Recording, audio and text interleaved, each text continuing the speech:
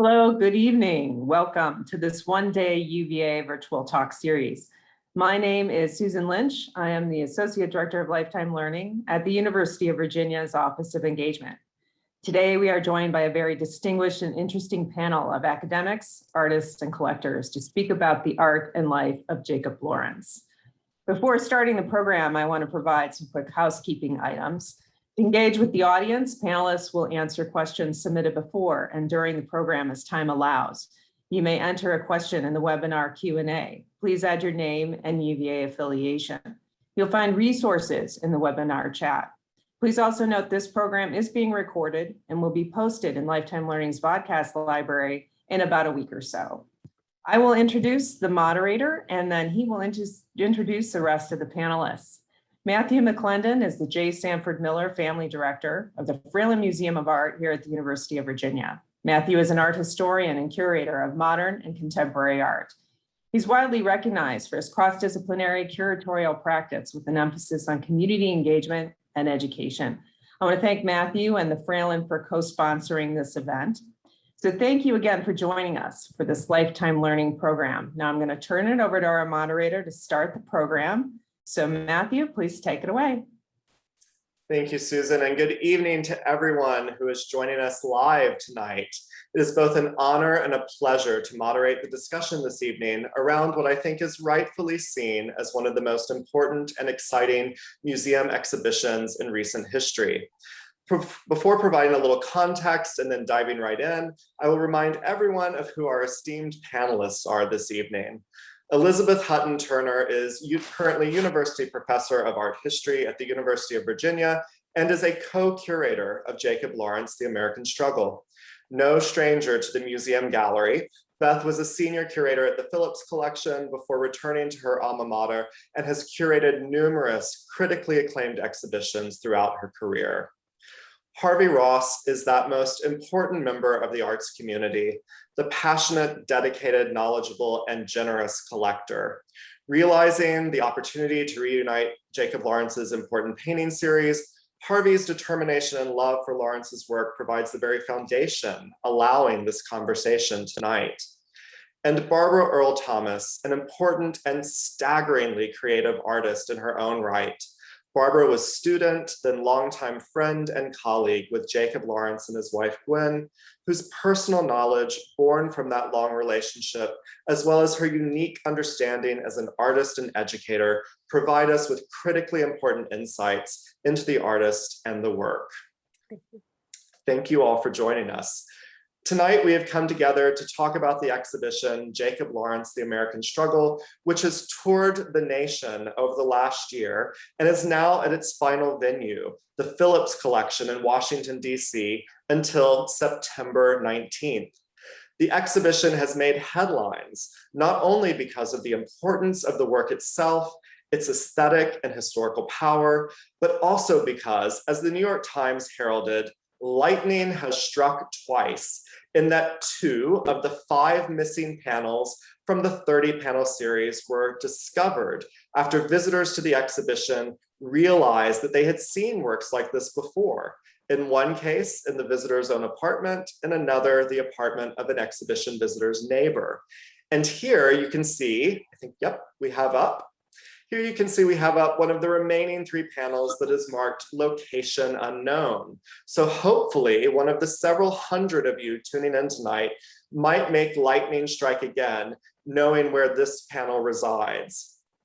7 years after his rise to national attention with the success of his Migration series in 1949, the American painter Jacob Lawrence started a 5-year period of intense research for a new series of paintings. He began painting in 1954 as the Supreme Court ruled to end segregation in schools. Eventually, 30 panels would become Struggle from the History of the American People. The series interprets important moments from the American Revolution and early years of the New Republic between 1770 and 1817, in which Lawrence explored the struggles of the Founding Fathers and underrepresented historical figures as important people in the creation of American democracy, relevant to Lawrence's contemporary circumstances and for our future. Throughout a career spanning 6 decades, Jacob Lawrence maintained an unwavering focus on the human condition and created work that gave pointed and consistent expression to the Black American experience. The assembled panels and their original accompanying captions from the Struggle series have not been seen together since 1958. That gives you a sense of how momentous this really is. So with that, next slide, please. Wait for that to change. There we go. And I think we'll start with you, Harvey, because really, again, I see you as a kind of foundation enabling this exhibition. So I think I'd love to hear from you when you first became aware of Jacob Lawrence's work and how you began to conceive of really looking to bring the Struggle series back together. Thank you, Matthew. I'm delighted to be a part of this conversation and of the extended UVA community. Lawrence really started with William Grappa. As I was growing up, my parents said that there was an important famous artist in the family, and to me, famous and family meant famous in the family. Much later, I discovered that William Grappa, who was my mother's first cousin, was famous beyond the family. He was actually one of the leading social realist artists in America in the 1930s and 40s, and I started studying him really as an effort to uncover my own roots. There's a lot of literature on him. And in the process, I discovered not only was he an important artist, but more importantly, he stood for something. He was not afraid to tell truth to power. He was not afraid to take unpopular stands. He was on the right side of history when it comes to the struggle for civil rights, civil liberties, the dignity of labor, the immigrant experience in America, particularly the Jewish immigrant experience, but not exclusively, and anti-fascism. And so as I was reading more and more about him, my wife and I eventually started collecting drawings and some paintings with these themes being important. I don't know whether you can see this, but this is one of the, can anyone see this? I don't know. This is one of the drawings that he did, for example, in 1938. And what you see here is the Declaration of Independence. All men are created equal, with a few exceptions: Negroes, Jews, immigrants, women. This is 1938, and it very much is thematic to what happened 17 years later when Jacob Lawrence created the American Struggle series, which is thematic along the lines of African Americans, women, Native Americans, immigrants. So as I was reading more about Grappa, I started reading about some of the contemporaries that he was involved with. There was a wonderful book I read around 1992 by David Shapiro called Social Realism, Art as Weapon. And in that book was a discussion about the movement and then the leading artists of the period. One was Grappa, one was Ben Shawn, one was Philip Evergood, and there was Jacob Lawrence. So I started reading about him, and I not only liked his work, but I realized that he was different from the others. Yes, he was 20 years younger. Lawrence was born in 1917. Grappa was born in 1897. He was African-American. He was looking at the same issues through a different lens, the lens of an African-American growing up in early mid-century America. And I realized there was a kinship because Lawrence and Grappa were friends. Others, Jack Levine, other members of that group really were close at that time. And so I started to read more about him. Eventually in 1995, in January of that year, my wife and I went to the Museum of Modern Art where the migration series, the 30 panels from the Phillips and 30 from MoMA came together. It was unusual, maybe every 10 years or so in those days. And we were really moved by the narrative, by the art. And then just a few blocks away, an accompanying exhibition at the Midtown Payson Galleries was going on. There were 16 panels, and they were very much thematic to the collection we were already starting to create. It was 16 panels of the Struggle series, and we really loved them. What was really nice from our point of view is that many of them were in private hands, and we thought maybe we can get one or two of them over time and integrate it into our collection. And the next year or so, we got a couple, and a year or two later, we got a third. And over time, one thing led to another, never having any idea that we were really at the beginning of a long journey, 25 years, to reconstruct it, or at least to have enough of a critical mass so that when Beth Turner and others decided it might be something that we should take seriously and try to bring together after 60 years, we were able to contribute to that venture. So that's some ideas how it all happened. That's fantastic. And just to give a little bit more context for our listeners tonight, the series was painted and then it was sold, I think, to one collector who then started dispersing it over many decades. So by the time you came in the 90s, Harvey, they really were dispersed largely over private hands. I think Lawrence had originally wanted an institution to collect the struggle series, and that didn't happen. So they went to a private collector, as is often the case, and then started to go to the wind, as we might say. And I know you wanted to start with this first one with the quote by Patrick Henry, and we'll talk about the quotes more as we get into the exhibition, and then Washington Crossing the Delaware, because you are particularly fond of these, and you, in our conversations and preparation for tonight, you were so eloquent in using these to describe why you think Lawrence's work, in particular the Struggle series, remains so powerful and relevant for our contemporary art audiences. Let me say this, when it first came out and the critics weighed in 1957, they were generally dismissive, viewing his dynamic cubism as interesting, but what was the leading African-American artist who had created a reputation on the chronicling his people's history? What was he doing talking about American history?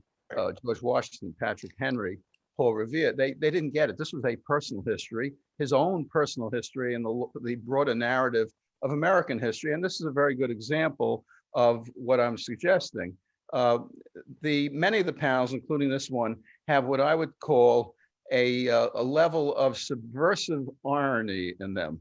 So that when the critics in 1957 were looking at this panel, which is number one in the series, Patrick Henry's Give Me Liberty or Give Me Death, they didn't get it. Well, it's interesting, but okay, American history, we all know that story. But in all the panels, including this one, there is a text, and you can read here in the bottom, is life so dear or peace so sweet as to be purchased at the price of chains and slavery?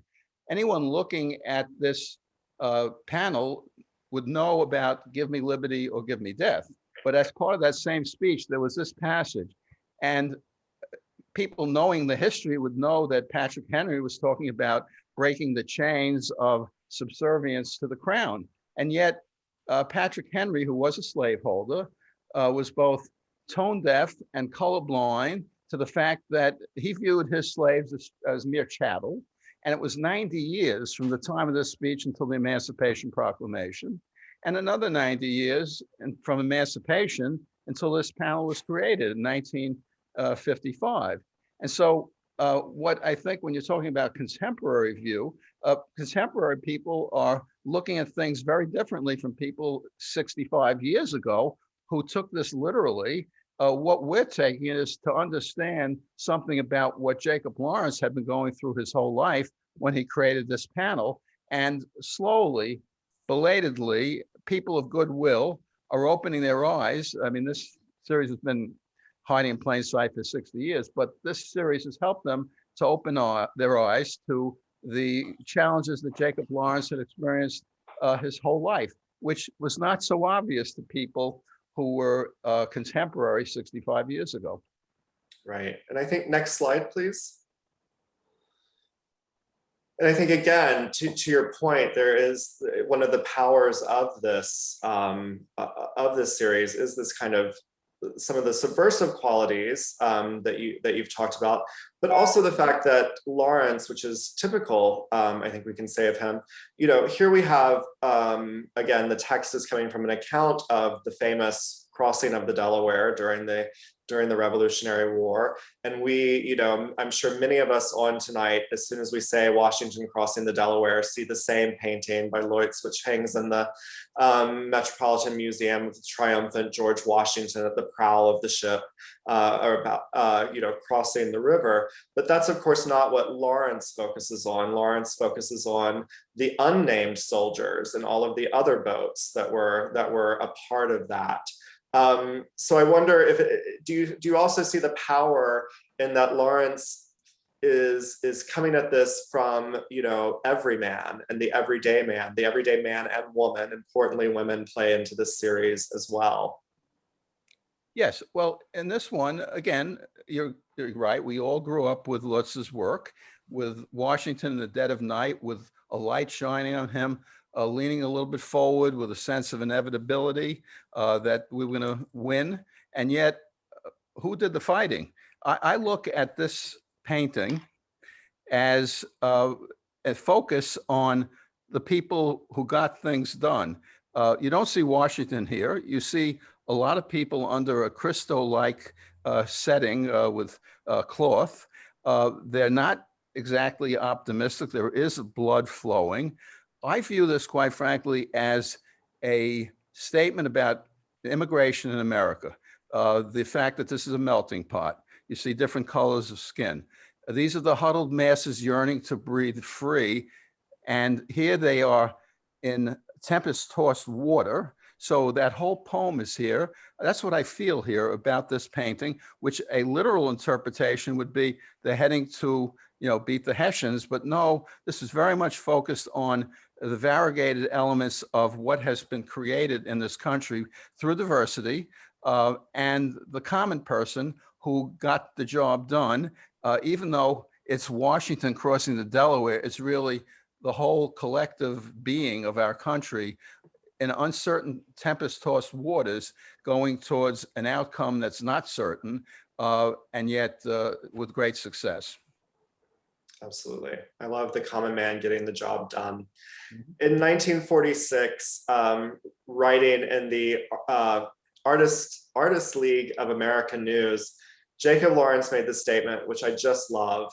For me, painting must have three things: universality, clarity, and strength. It's one of those kind of great defining moments of painting history, I think.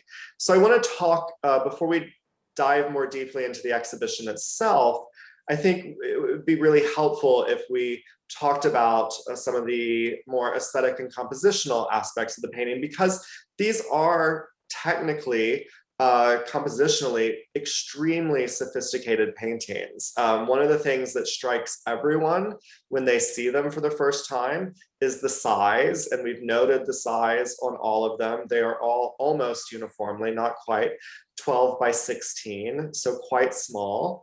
And it can take time to really understand and unpack what's happening in them. So I want to turn over to Beth and Barbara and very simply, begin with the question, how do you look at these? How do you enter in to these rather difficult compositions? Beth? Barbie? Well, Barbie and Beth. Please, Hot Beth. potato. Well, I guess I'll jump in.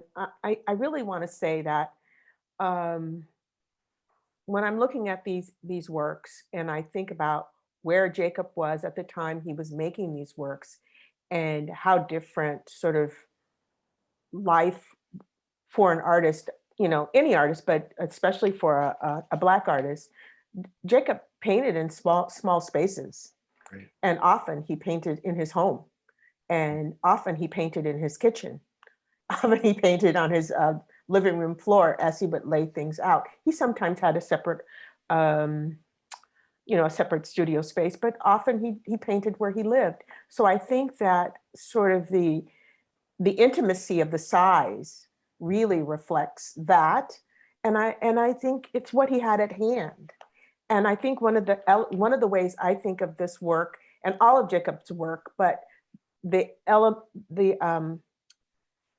elegance of using what you have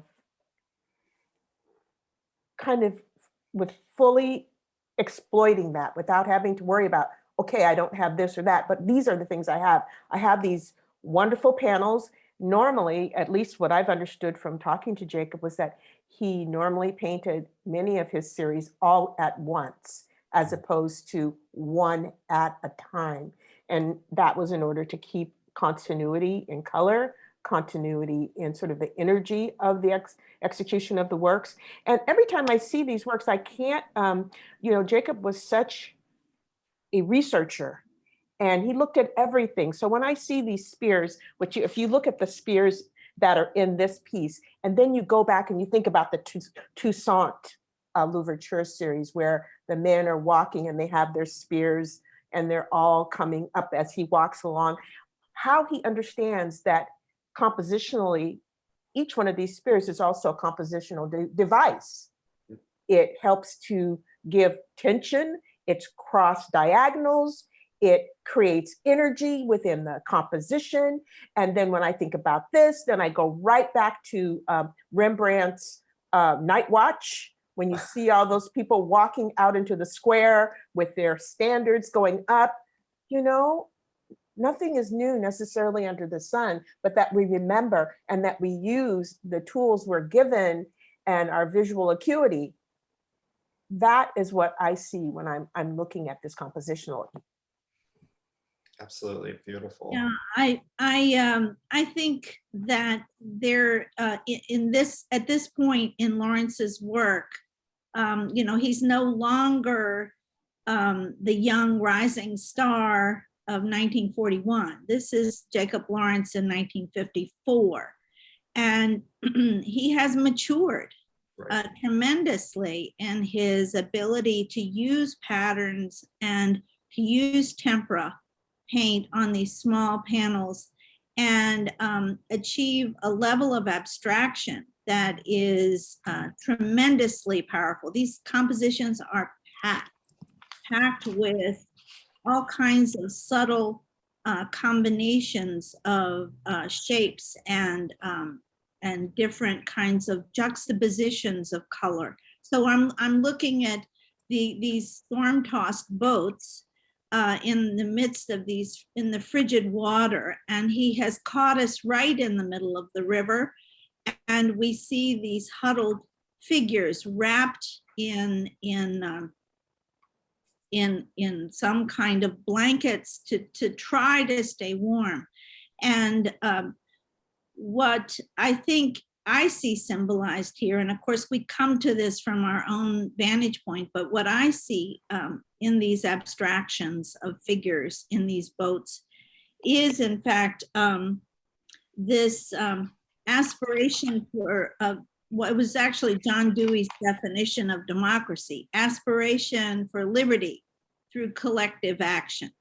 And so Lawrence wants to stress not the single, our liberty is not dependent upon the single leader, but rather the resolution of all those individuals to get in those boats and cross over that river to fight. And those of you that know revolutionary history better than I do know that this was after suffering a series of defeats.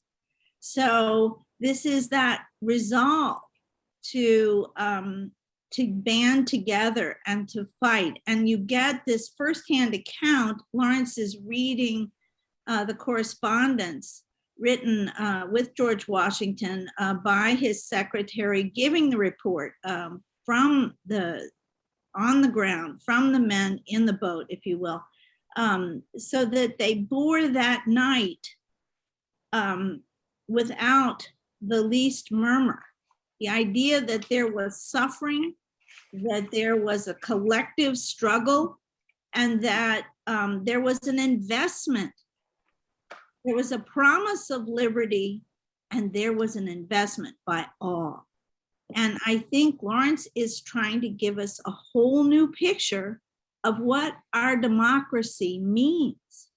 And I think given the fact that this becomes a kind of allegory, if you will, for what he's experiencing in the mid-50s with the McCarthy period, the questioning of who is American, and also a knowing that he begins to paint in 1954, the very month that the decision for Brown versus Board of Education was handed down. So it's bringing the past into the present and seeing it through the lens of an African-American artist is to see it through the lens of struggle. The past brought to the present, seen through the lens of struggle. So I see these shapes as freighted with the passion of that desire for liberty. Absolutely. Next slide, please.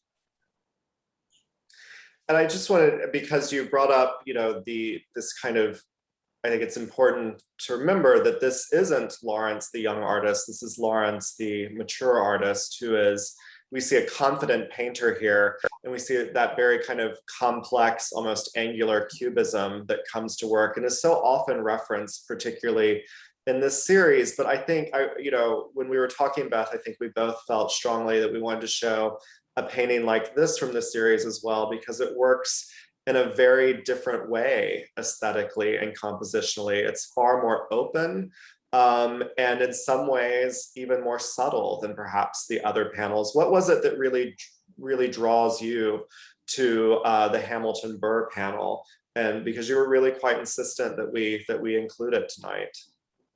Well, I especially wanted to do it because, we did this, thanks to Harvey, we were able to do an extensive kind of planning for reading this series as a whole. It had never been read. The captions had been stripped from the pictures. We did no reading of those primary texts. All of that was gone.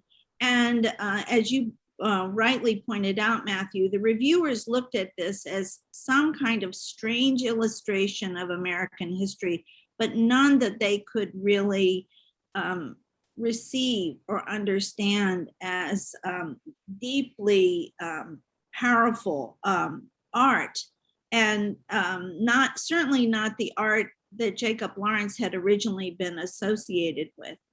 And so what I loved about this was what my students loved about this.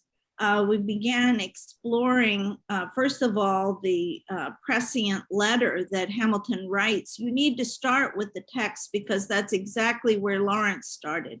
He started with reading the words. He reads the words of Hamilton's letter to his wife, only to have been opened obviously if the duel had gone wrong for him, and it obviously did, but the terrible irony, I shall hazard much and can gain possibly nothing by the issue of this interview.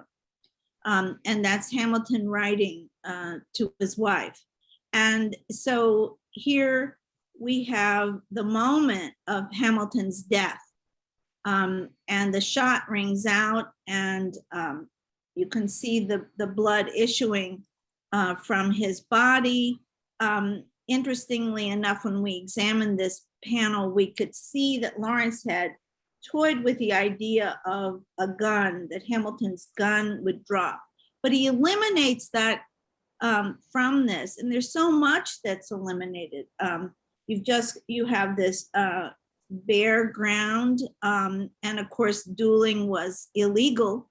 And so there we don't even see Burr. It's a very different approach to the Hamilton Burr story. And you see that Burr, only his shadow is seen. Mm-hmm. You see the results of the shot. And it turns, by making Burr into a shadow, it turns Burr into an assassin.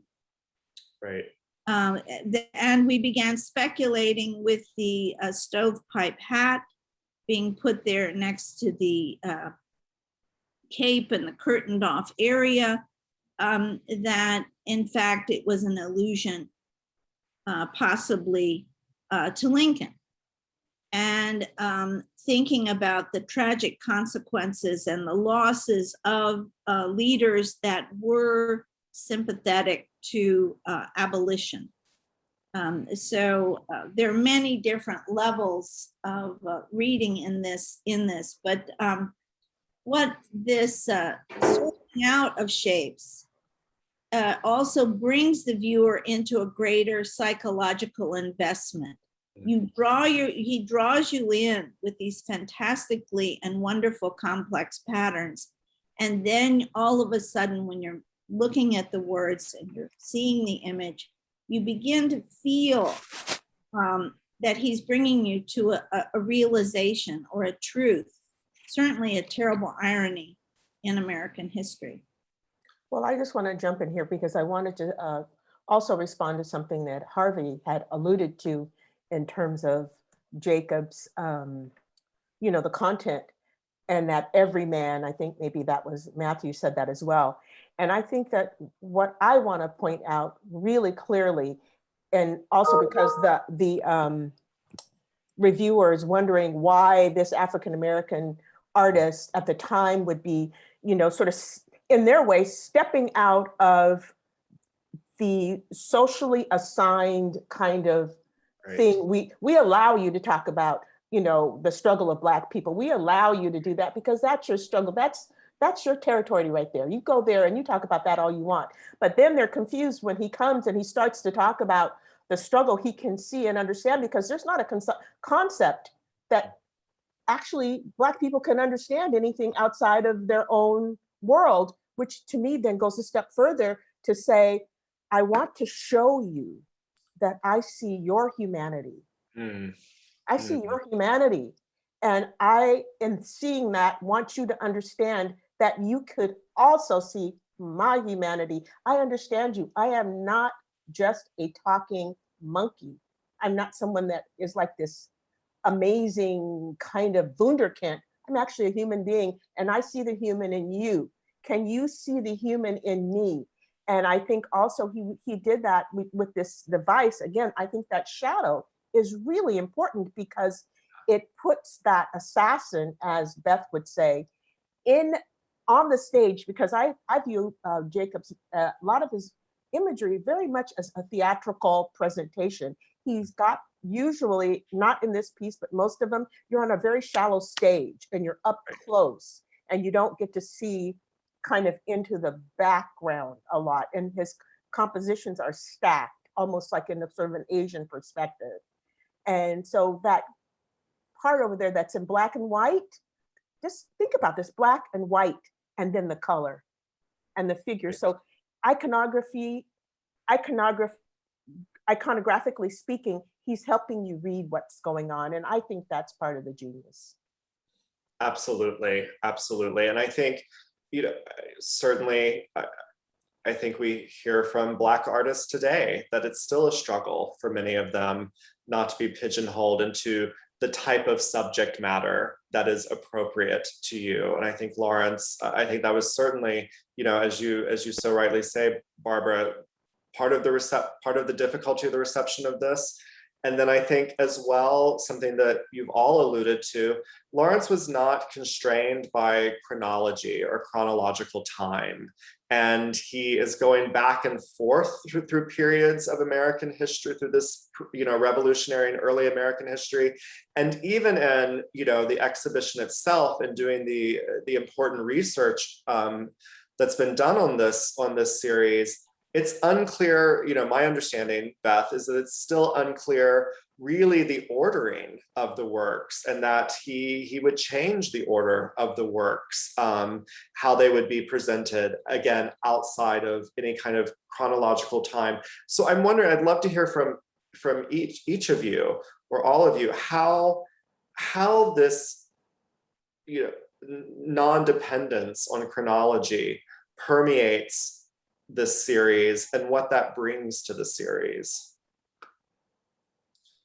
Was that formulated? What that kind of is a loose question. I think this is a thematic series.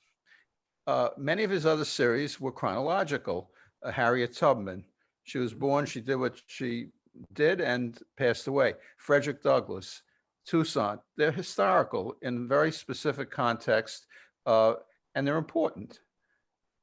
This is not an historical series. It certainly gets involved in history, but I believe it's a thematic series talking about 4 groups that have been marginalized, excised, or ignored by history: African Americans, Native Americans, immigrants, women. And it didn't matter that Margaret Corbin, a woman who manned the cannon, it didn't matter that it came at the end of the American forces leaving Manhattan as the British were pushing them out. If it had worked for him before or after that, he would have put it in its appropriate place. So there's no sequence that has to be chronological in this series. It's all thematic. And of course, bringing it all together, as the scholars have, with Beth taking the lead, allows us to get a better understanding of what he was intending, what the voice was that had been really muted for all these many years once we brought all these panels together. When I originally started purchasing these panels, I had 3 criteria I used in purchasing them. The first, they had to be historically important. The second, they had to be aesthetically pleasing. That means they were good art. Some are better than others. And the third was that they had to stand on their own, because I never had any idea that I'd eventually have 15 of these in my collection, where the 15 by themselves speak to one another. I might have 2 or 3 or 4, and I wanted to make sure that I would understand them even out of context to the others. Now we can look at the entire series in context to make sense of it. So I think that's one of the differences between this series and any other series that he had been involved with. Well, I think also as an artist, I think now, of course, we can all come together and try to think whether or not he did it 1, 2, 3, 4, or whether or not he did it, wanting to have one thing emphasized over another. That's the result of all the work, and it's great. But for me as an artist, I think that he was very aware that no one comes to the work empty. Right. Everyone comes bringing their history, bringing his or her mode in life, and back to the everyman. He was offering this thematic, as Harvey would say, subject matter. But now, of course, we're all bringing our present moment to seeing this work, even as we can talk about, the first desegregation of schools, the first women doing whatever they were doing. I think that is part of the amazing phenomena of Jacob's work. And also, I think that it did not go unnoticed to me. I remember when he had the big touring show that came to the left Seattle Art Museum, and then it went to the Phillips, and there was the book of the Jacob Lawrence, and then we had all of these discussions around whether or not the book would be called Jacob Lawrence, the great African-American painter, or if it was going to be Jacob Lawrence, American painter. Right. And we fell on Jacob. And I say we just because I was at the discussion. I had nothing to do with the decision. But I think that when you think about, even in the mid-'80s, we were talking about whether or not Jacob should be considered an American painter as opposed to an African-American painter in terms of this great collection of his work that was going to be moving around the country. And here we are in 2021, and in a certain way still having that conversation, which started in the, with Alain Locke. Didn't start with him, but part of that, what do you paint and who gets to paint it? And then next, with Jacob in the middle of his career, 1955, painting this, and whether or not he was painting an American experience or an American experience through Black eyes or something. And then now we've come to see that, he was painting American history, and you can read it that way. And I'm for it. Yeah, absolutely. And I think again, I'm one of the many things that's been said tonight that's going to stay with me forever is you don't come to any of this work empty. And Jacob Lawrence didn't come to this work empty. And it's what we bring and what others bring to the work, and in conversations like this that for me keep the power going and keep it so relevant to everything today. I would be remiss if I did not, in my role as the museum director at the University of Virginia, not move us to the conversation of the origins of this current exhibition, which were at the University of Virginia and the Fralin Museum of Art, beginning in 2014, and then with an exhibition in 2015-16. And that's really where Beth started using the university museum in its best role as laboratory to begin working through some of her early ideas on this. So I'd love to hear from you, Beth, and I see that we've just dropped in the chat a great article from UVA Today on this. So Beth, maybe a bit about the origins of the exhibition and how you began working through bringing the Struggle series back together in those early days here at the university. Well, once again, I need to point to Harvey. Say it began with a conversation. Harvey I think it was around 2014. Harvey and I were in discussion, and I said, gee, Harvey, it would be so great if you would just lend us your 14 paintings and let us try to read this narrative. I've always been absolutely passionate about Lawrence's work, and I've curated several Lawrence shows, including a reunion of the Migration series. And I knew the stories of the image and the text and the word and the combinations of colors, but the struggle had never been read. And so I said, we need to study this, and we need to study it as image and text. It's going to take some time. So if it hadn't been for Harvey's willingness to lend for, was it 18 months, Harvey? Something like that? Yes, it was. Mm-hmm. And so we began working with these panels. The students went to special collections, began reading published compilations of, you can see these are firsthand. Lawrence had completely discarded the third person narrator. He was going in favor of first person voices coming from speeches, petitions, letters, reports, this kind of thing. And the students were reading whole texts, and just as Lawrence was reading whole texts, and then looking at the visualizations. Harvey also permitted the unframing, or letting us look at the backs of the objects, and we began seeing notations in Lawrence's hand, different numbers he was assigning these works, so it was a work in progress for him, different notations about the subjects. Sometimes there would be a drawing on the back. It was a real treasure hunt as far as decoding and deciphering this series, which was painted one by one over the course of 2 years, and between 1954 and 56. And so we began really deeply meditating over this, just as Lawrence himself did, really mining the archive and looking at the different order of the images. One thing, Matthew, in terms of the time of the chronology and such, you'll notice that he does give a date with these quotations, and they become really important clues as well as to what this subject is about.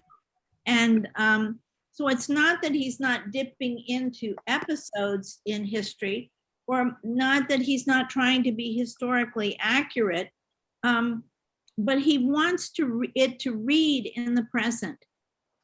He wants the viewer to complete that connection in the present.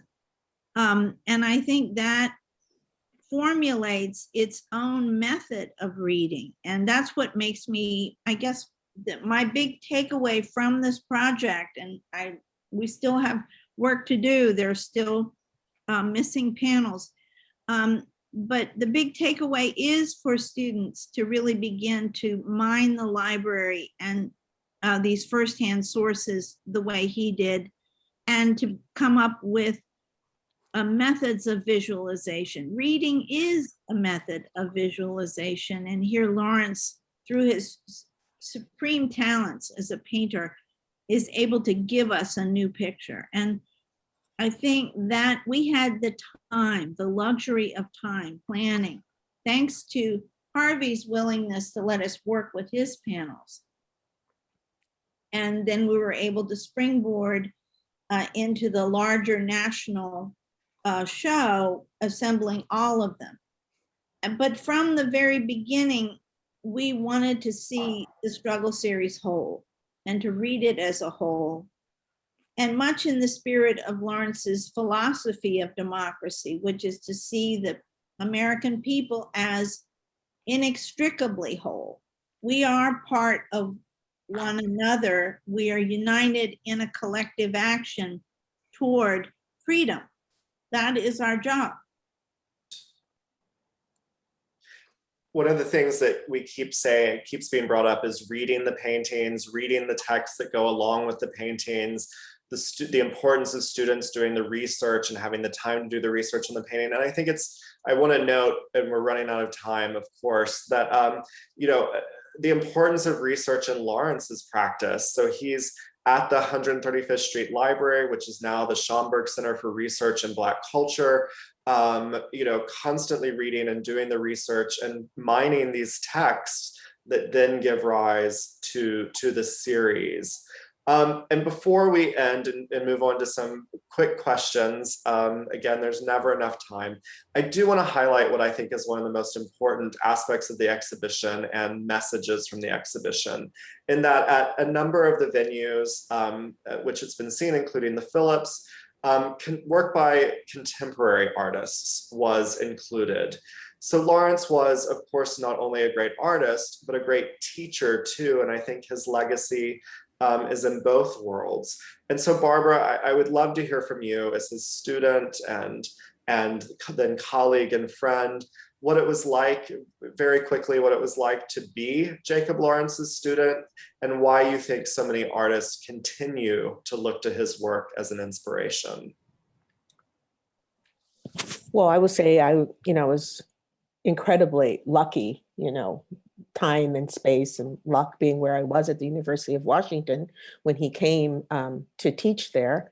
And I think working with Jacob, the thing that stands out, and the thing I mention all the time, so this is not a new thing I'm saying, is that Jacob was very interested in helping each one of his students be the best of who they were.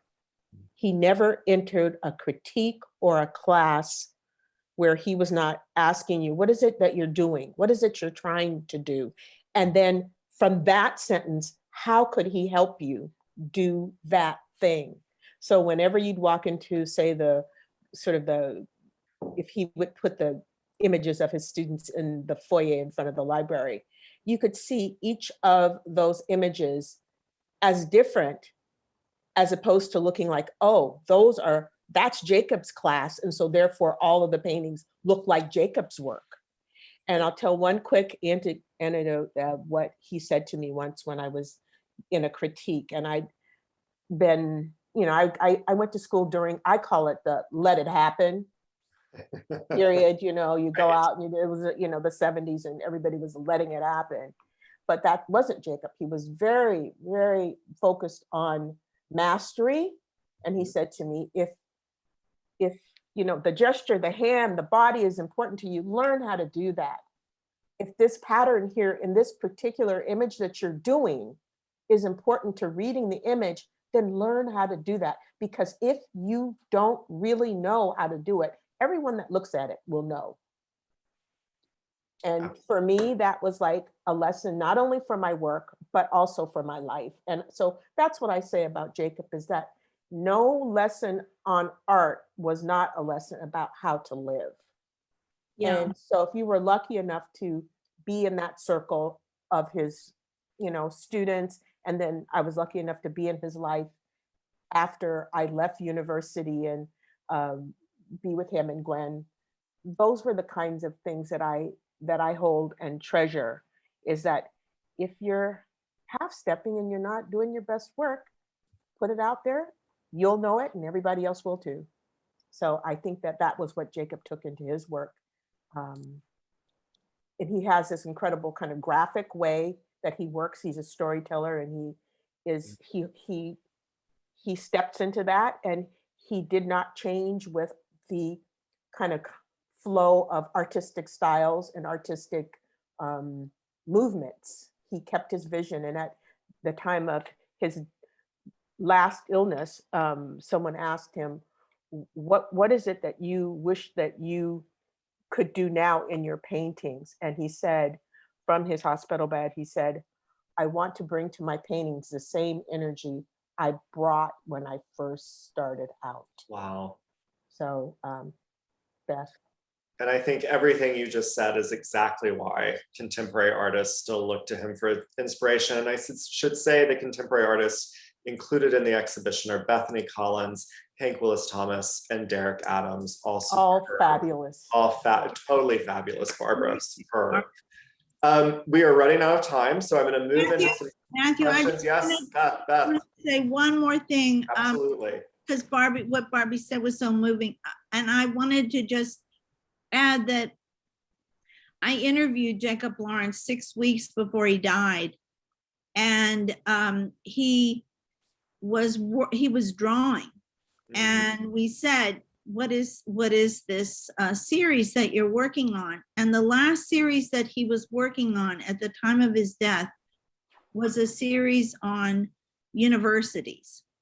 Oh. I mean, I really think having taught at the University of Washington, Right. he was a great believer in the power of universities to allow people to grow and change. Right. And to develop. And I think that that's something that I just wanted to point out so lovingly, that he really cared. Yeah. Thank you. So we had a number of questions come in before this evening from excited attendees, and then we've had a number of questions come in now. So I'll try and get through as many as we can in the next few minutes. I see that there was an issue with the chat. I think that's been resolved, and you should be able to see all of the links that were shared now. Those I think will be shared also in the follow-up once the recording is posted as well. So don't worry there.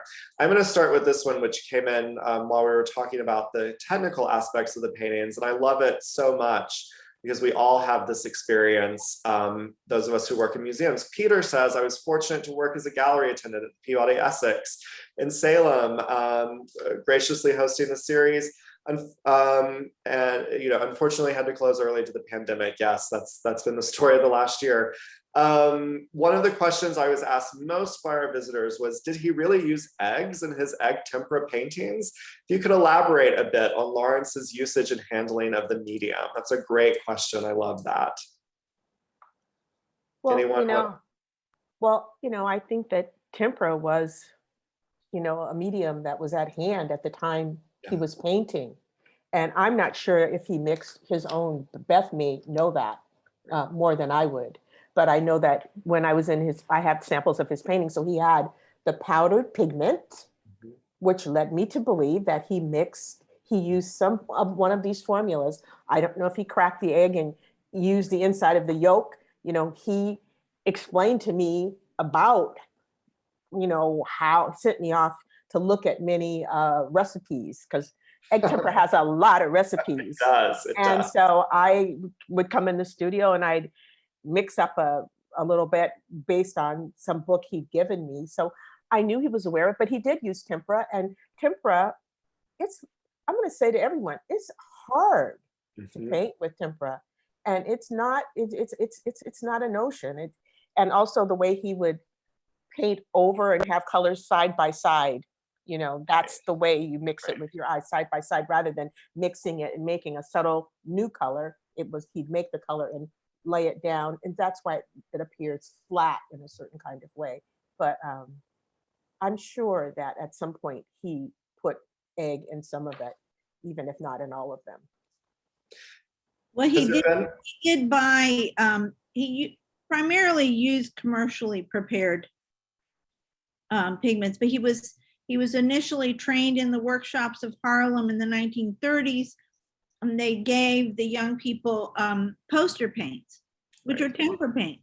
Yeah. Now the story of the migration series that's at the Phillips and is at also at the Museum of Modern Art is that they did mix up and prepare the panels. And the story was that when we interviewed Gwen and Jake about that, which they said that they had overcooked it. And the gesso had gotten bubbly.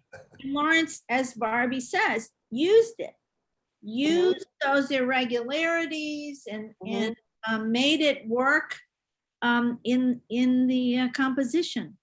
He was a great master of composition, even at a very early age. But it was its own method of, he never abandoned it. He kept to the tempera paints of the Harlem workshops. I can't help but think that's freighted with content. Great. Next question is a question around collaboration. Did Jacob Lawrence collaborate with other writers, poets, artists, African-American or others? And if so, which ones? Well, I can't say that I knew of him collaborating in a direct way with any particular artist, but I know that his work was very much in the artistic available. So when books were written and people were looking, you know, as with Langston Hughes, when Langston Hughes wrote some of his early works, there was someone who said, God, there's this great young artist around the corner, and you really ought to see his work. I think his work would be really great for this book you're writing. And he says, well, who could that be? And then it turns out it was Jacob. So I think in that way, he allowed his work to be seen in partnership with writers and in working with the curators in partnerships with other kinds of interpretation. And you know, which book is that? Is that the Hughes One-Way Ticket? One-Way Ticket? Prince. Yeah, and in his in their estate, one of the volumes I found was one of the original first editions that, of course, ended up, I think, at the Smithsonian, and it was signed by Langston Hughes. And so in that way, I think he was a collaborator. He didn't go out and look for projects to do with other people, but people came to him and he was generous in that way. And he was a great reader of literature too. So I was going to say, for me, it's almost as though he's collaborating with literature. He's seeking out the text and then collaborating with the text. I think we have time for one or two more questions. I know this one is near and dear to all of our hearts. This came in from Lisa. How can we ensure that Jacob Lawrence's work is integrated into every classroom study of history? I taught his migration series to first graders and it was so impactful. His work is genius. Thank you for this opportunity to learn more. Well, thank you, Lisa. What are, I know Harvey, you're really passionate about getting Lawrence's work into the classroom. I know my colleagues here at the Fralin are doing some work with that as well, even as we speak. So what has happened and what would you all like to see happen? Well, in addition to the wonderful exhibition catalog, we also published Youths Respond to Jacob Lawrence's Struggle series. These were 13 or 14 to 17 or 18-year-olds. The vast majority were of color, but there were some white kids as well, getting a sense of how this series had impacted them. I thought that was a valuable experience. And Beth and I and others are working on seeing if we can move the exhibition into an educational realm by learning more about the exhibition, bringing in scholars, curators, historians, institutions, schools, departments of education, funding, and some real momentum coming from the awareness that so many people have of this exhibition.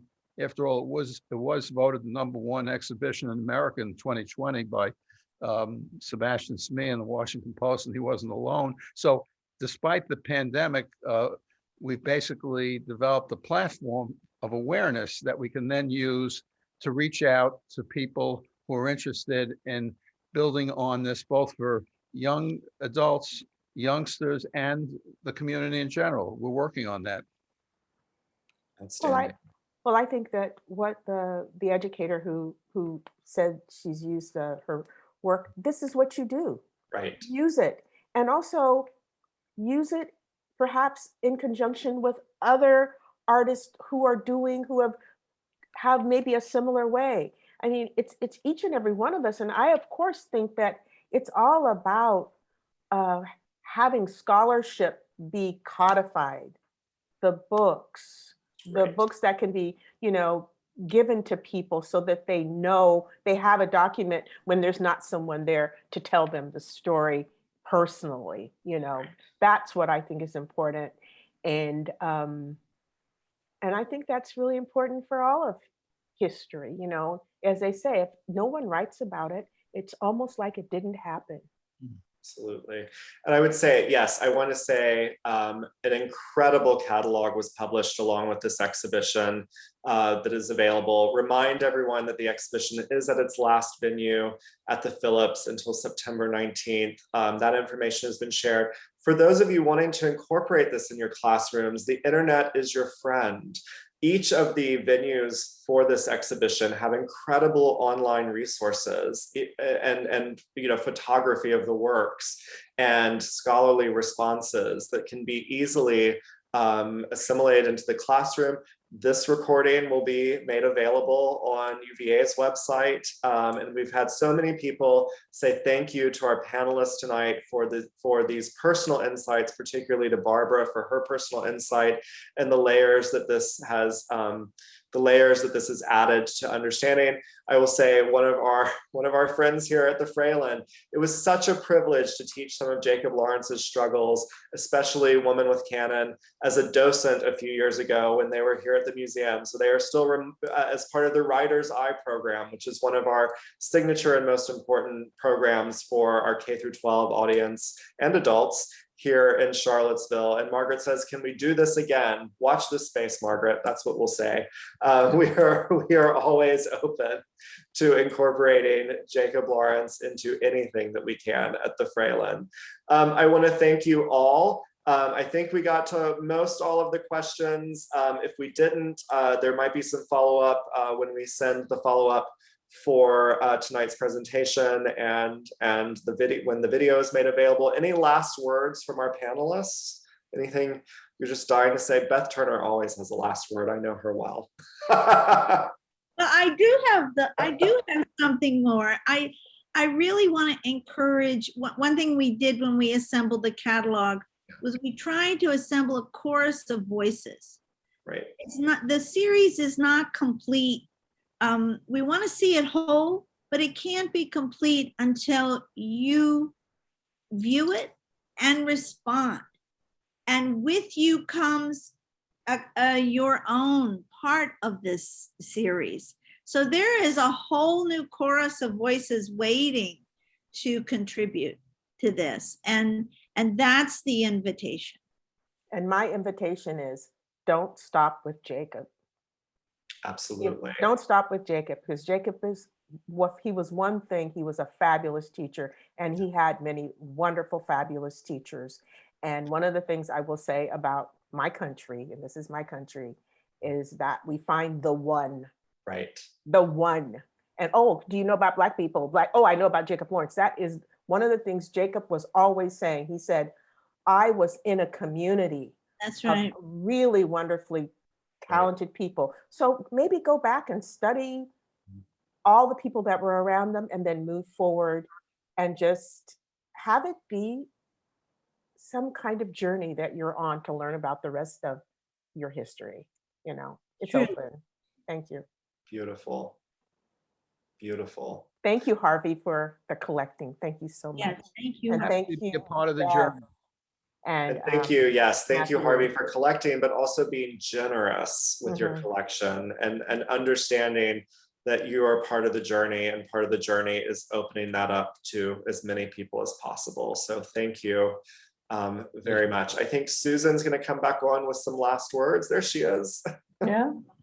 Thank you so much. What a wonderful conversation. Thank you to each and every one of you, to our panelists for sharing their time and expertise with us this evening.